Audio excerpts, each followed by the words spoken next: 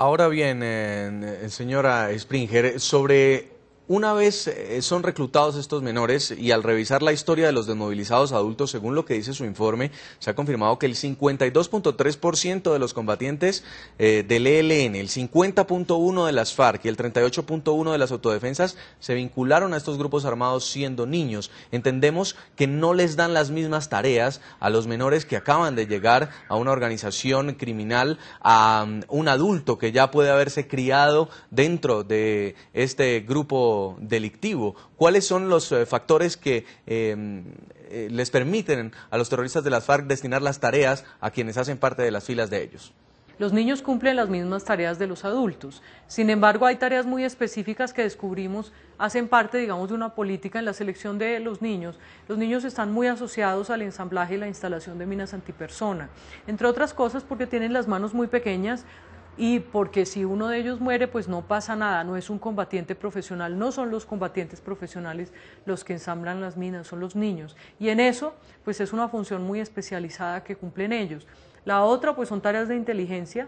Ellos estaban permanentemente buscando información. Era muy dramático ver cómo, por ejemplo, para los soldados, y yo tengo la posibilidad de encontrar muchos en cursos y en discusiones sobre derecho internacional humanitario, y ellos le tienen miedo a los niños porque saben que a veces algunos de ellos pueden ser informantes y les tienen miedo porque saben lo que eso puede significar. Eso es un pésimo, pésimo síntoma de lo deteriorado que está este conflicto, de la atrocidad, de la barbarie que ha alcanzado. Entonces, creo que esto merece no solamente un diagnóstico honesto, sobre todo merece un trabajo responsable y dedicado, no solo de las instituciones, sino también de las comunidades que desafortunadamente no están reaccionando como deberían en la protección de los más pequeños.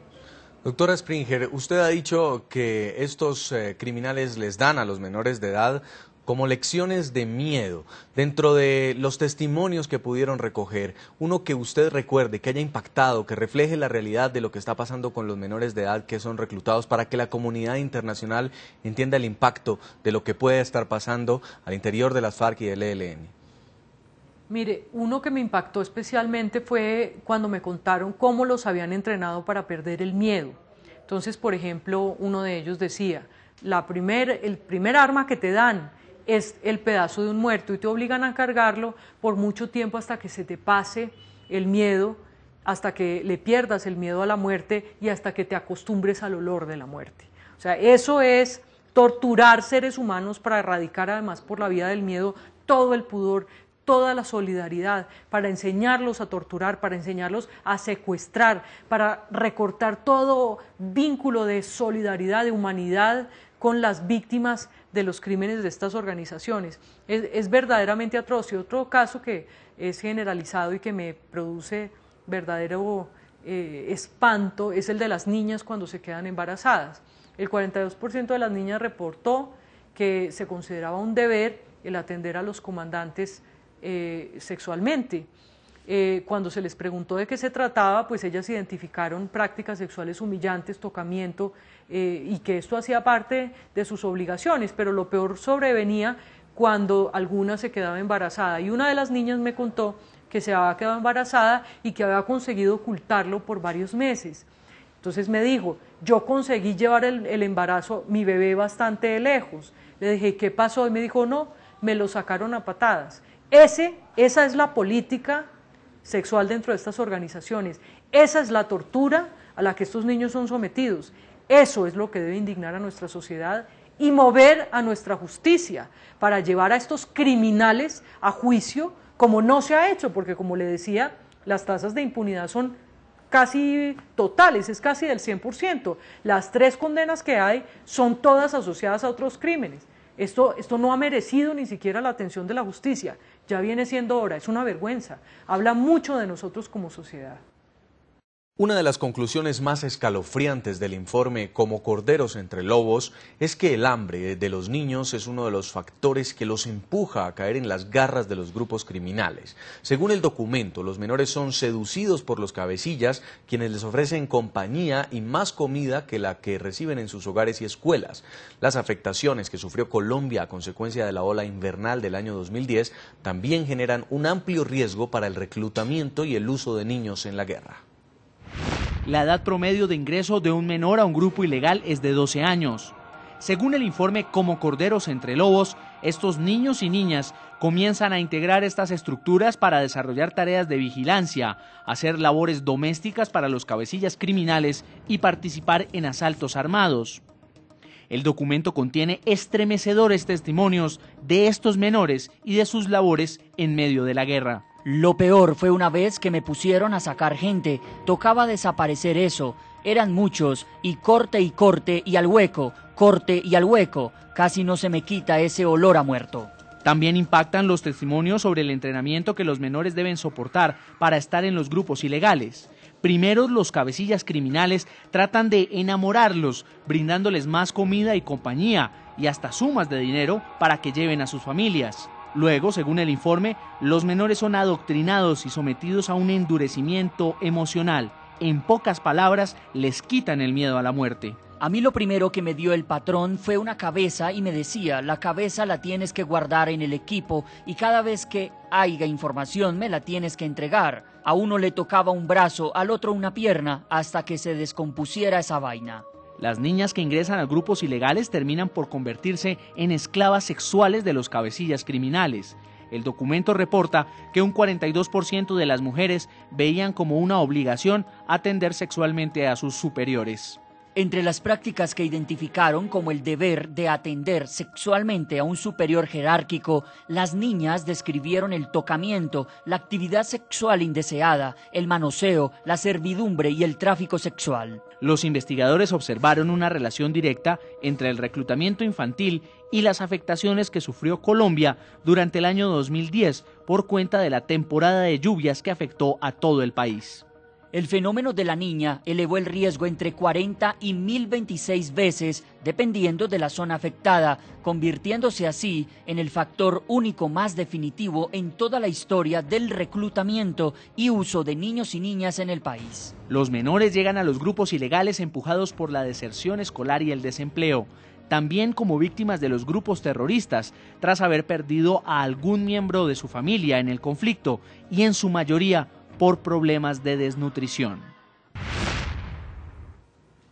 Señor Pedraza, coordinador de proyectos de protección de la ONG internacional Save the Children, ustedes han hecho un trabajo durante casi 8 años para tratar de prevenir en Colombia que los menores de edad estén siendo reclutados, sobre todo por grupos armados, por grupos terroristas que los usan para engrosar sus filas. ¿Qué han podido identificar ustedes antes del reclutamiento? ¿Cómo llegan estos criminales a enamorar, como lo veíamos en el informe, a los jóvenes para que decidan hacer parte de una organización delictiva? Digamos que el problema más grande que enfrentan estos niños y estas niñas es que son objeto de factores de riesgo que promueven la aparición de este tipo de situaciones. Cuando a los niños y a las niñas se les ofrece la oportunidad de participar en estos grupos militares, ellos van de alguna forma a tomar una decisión entre pertenecer o no a estos grupos. La toma de decisiones que ellos toman generalmente la hacen porque la única opción que encuentran para poder dar un sentido a su vida es el unirse de alguna forma a los grupos, ya que no encuentran ningún sentido de pertenencia a la familia, a la comunidad dentro de la cual forman parte. Estamos hablando de que ellos están decidiendo ingresar a un grupo terrorista porque saben qué son las FARC y qué son el ELN. Son grupos criminales que están cometiendo actos y crímenes de lesa humanidad en Colombia. Cuando ellos toman la decisión de participar en estos grupos, el grupo de niños y niñas que de alguna forma tienen esta opción de hacerlo, recordemos que hay algunos que son llevados a participar en los mismos sin la toma de decisión previa. El grupo que tiene la oportunidad de hacer esta selección lo hace a partir de una noción de mejora. en donde ellos van a encontrar un sentido diferente al estilo de vida que vienen llevando en estos grupos, un estilo que se les ofrece, que se les vende como alternativa, quizás como la única alternativa que pueden encontrar a situaciones a veces de hambre, situaciones de problemas económicos, situaciones de violencia que puede haber dentro del grupo familiar. Sí. Y ellos encuentran, digamos, una alternativa para solventar todas estas situaciones cuando se adhieren a alguno de estos grupos. ¿Pero ellos son conscientes que podrían terminar convirtiéndose en terroristas o inicialmente qué es lo que piensan cuando entran a un grupo como las FARC o el ELN? ¿Con qué promesas? La alternativa que se les brinda se convierte como en una posibilidad de obtener, digamos, una recompensa mayor a la que están hasta el momento teniendo en el estilo de vida que ellos mantienen. Dinero, comida. Dinero, comida, beneficios sobre obtener, digamos, una posición en un grupo diferente al que de alguna manera están teniendo hasta el momento.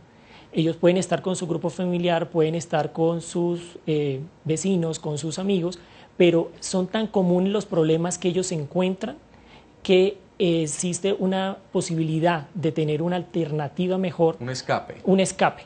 Digamos que ellos terminan escapando hacia lo que puede presentarse como una ilusión, como una fantasía de tener algo distinto, sobre todo por la edad en la cual ellos son reclutados.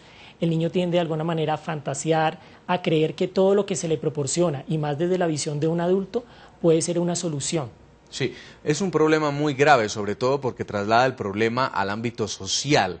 ¿Cómo prevenir entonces el hecho del reclutamiento de menores de edad si está necesariamente ligado a factores como la pobreza, factores de riesgo que usted decía?